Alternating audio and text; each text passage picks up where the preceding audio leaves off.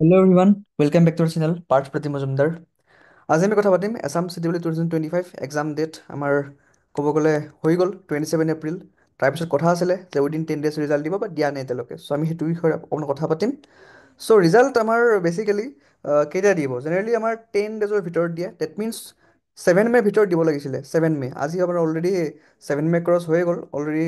আমাৰ আজি 11 মে', তেনেকুৱাকৈ হৈ আছে। চ' বেচিকেলি যদি আপুনি চাই ৰিজাল্ট কেতিয়া পাব্লিছ হ'ব পাৰে, ৰিজাল্ট কাইলৈ পৰহিলে পাব্লিছ হৈ যাব পাৰে। 12 মে' বা 13 মে' ৰিজাল্ট পাব্লিছ হৈ যাব পাৰে যদি হয়। এণ্ড যদি নহয় তেতিয়াহ'লে কিমান দিন লগাই সেইটো কোনেও নাজানে। বিকজ প্ৰথম কথা যে ইলেকশ্যন হৈ গ'ল, ইলেকশ্যনৰ কাৰণে সকলোৱে বিজি আছিলে। দ্বিতীয় কথা, যিহেতুকে ইভেন্ট ছেমিষ্টাৰ্ছখিনিৰ এতিয়া এক্সাম চলি আছে, ছেকেণ্ড হওক, ফ'ৰ্থ হওক, ছিক্স হওক বা এইট হওক। মেইনলি এইটখিনিৰ পৰীক্ষা আমাৰ এইট ছেমিষ্টাৰখিনিৰ পৰীক্ষা আমাৰ আই গেছ ষ্টাৰ্ট হ'ব 15-16 মে'ৰ পৰা। চ' তাৰ কাৰণেও মানে গোটেই আছটোৰ বডিটোৱে হয়তো বিজি হৈ থাকিব, এক্সাম কণ্ডাক্ট এণ্ড এভৰিথিং তেনেকুৱাকৈ। ঠিক আছে। চ' সেইকাৰণে হয়তো অকণমান ডিলে কৰিব পাৰে। ডিলে কৰিবৰ কাৰণেতো বহুতটা ৰিজন থাকে ডিলে কৰিব হ'লে, বা পাব্লিছ কৰিব হ'লেও মানে পটককৈ পাব্লিছ কৰি দিব পাৰে। চ' আইদাৰ কালি পৰহিলে আমাৰ ৰিজাল্ট দি দিব পাৰে। যদি নিদিয়ে দেন ডেফিনেটলি আমাৰ আৰু 10-15 দিন ডিলে হৈ যাব পাৰে। বাট ইম্পৰ্টেণ্ট কথা কি হয়? ইম্পৰ্টেণ্ট কথা এইটো নহয়, ইম্পৰ্টেণ্ট কথা হয় যিটো আপোনাক মই ক'ম। Have you decided your college? এতিয়ালৈকে আপুনি আপোনাৰ কলেজখন ডিচাইড কৰিছে নেকি?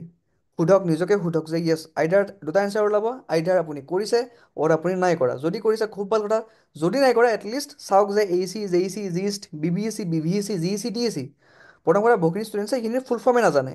তো অকণমান চাৰ্চ কৰক ইয়াৰ ফুল ফৰ্ম কি হয়। কলেজখিনি ৱেবছাইটখিনিত যাওক, অকণমান চাওক, তাতে কেম্পাছ প্লেচমেণ্টবোৰ চাওক, তাৰে ইনফ্ৰাষ্ট্ৰাকচাৰ চাওক, তাৰে লেবছবোৰ চাওক। এই গোটেইখিনি কাম আপোনালোকে কৰক। ঠিক আছে। Then Tezpur university, C I T Kokrajhar, সেইখিনিৰ বিষয়ত ৱেবছাইটত যাওক, চাওক কেতিয়া এক্সাম কণ্ডাক্ট হ'ব, মোৰ ভিডিঅ' বনোৱা আছে সেইবিলাক চাওক। Then G U I S T বা ডি ইউ আই টি সেইবিলাক চাওক। আমাৰ গুৱাহাটী ইউনিভাৰ্চিটি বা ডিব্ৰুগড় ইউনিভাৰ্চিটি, তাত কি কি ব্ৰাঞ্চ আছে, ইনফ্ৰাষ্ট্ৰাকচাৰ কেনেকুৱা, লেব কি আছে, ফেকাল্টিজ কি হয়, প্ৰগ্ৰেমছ কি কি আছে, ফিজ কিমান হয়, এভৰিথিং ডিটেইলছত দিয়া আছে বস্তুবোৰ। দেন চি পেট চাওক, চি পেটৰ বিষয়ে মই এটা ভিডিঅ' বনাইছিলোঁ।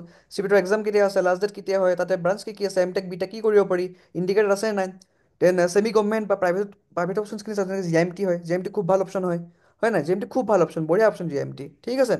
চ' এই গোটেইবোৰ বস্তু আপুনি ডিচাইড কৰিছে নাই এতিয়ালৈকে? যদি নাই কৰা, দিছ ইজ ভেৰি ইম্পৰ্টেণ্ট। ঠিক আছে। ৰিজাল্ট কেতিয়া দিব, কেতিয়া নিদিয়ে, সেইটো আপোনাৰ হাততে নাই। আপুনি সেইটোৰ বিষয়ে মাথা মাৰি একো লাভ নাই। যিটো হাতত আছে সেইটো চাওক। ছাৰ, মাৰ্কছটো বহুত কম পালোঁ, কলেজখিনিও হাতত নাই। চি, আপুনি যিমানৰ মাৰ্কছ পাইছে কিয়, আপুনি ডেফিনেটলি কিবা এখনতো কলেজ পায়ে যাব হা। এতিয়া বোলে 30-40 মাৰ্কছ পাইছোঁ, তেতিয়াহ'লেতো আৰু obviously you don't deserve, like to be honest. ঠিক আছে। 30-40 মাৰ্কছতো ইউ ডণ্ট ডিজাৰ্ভ। ঠিক আছে। বাট যদি আপুনি 100 পাইছে, 90 পাইছে, 80 পাইছে, 70 পাইছে, তাতকৈও চাগে অলপমান কম পাইছে, একো ডাজন্ট মেটাৰ। আপুনি এপ্লাই কৰি থওক, কি প্ৰব্লেম আছে, পাই যাবতো ক'ৰবাত হ'লেও ক'ৰবাত। ঠিক আছে।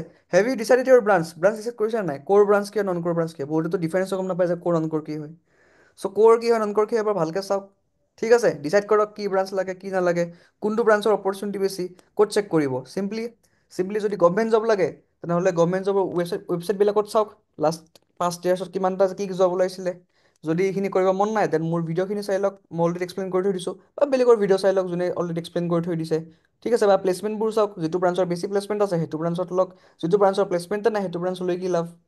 যদি আজি প্লেচমেণ্ট নাই, 4 বছৰ পিছত এনেও প্লেচমেণ্ট নাথাকে। আল্টিমেটলিতো মানুহৰ জবছখিনি ডিক্ৰিজে হৈ আছে, ৰিচেশ্যন বাঢ়ি আছে নে কমি আছে?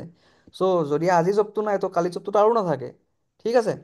চ' সেইটো বস্তু ভালকৈ চাওক, এনালাইচিছ কৰক। Are you ready with your documents? Documents ready আছে নে নাই? আমি কথা পাতিছোঁ এক্সাম কেতিয়া দিব, বাট আমাৰ পি আৰ চি নাই, আমাৰ গেপ চাৰ্টিফিকেট নাই, আমাৰ কাষ্ট চাৰ্টিফিকেট নাই, আমাৰ আদাৰ ডকুমেণ্টছখিনিৰ লগত নাই। ঠিক আছে। চ' সেইখিনি বস্তুহে ইম্পৰ্টেণ্ট হয়। যিখিনি বস্তু এতিয়া মই কৈ আছোঁ বস্তুখিনি, এইখিনি বস্তু যদি আপুনি এতিয়া ৰেডি কৰি নথয়, আপুনি কাউন্সেলিঙত বহিব, ছিটটো পাই যাব, বাট যেতিয়া ফিজিকেল ভেৰিফিকেশ্যন হ'ব কলেজত, আপুনি কলেজত গৈ ডকুমেণ্টছখিনি দিব নোৱাৰিব, আপোনাৰ ছিটটো উইথহল্ড কৰি দিব। আপোনাৰ ছিটটো কেঞ্চেল কৰি দিব, আপুনি আকৌ নেক্সট টাইম কাউন্সেলিঙত বহিব লাগিব। তো সেই বস্তুটো হোৱাতকৈ আপুনি এতিয়াই কমচে কম ডকুমেণ্টছখিনি ৰেডি কৰি থৈ দিয়ক।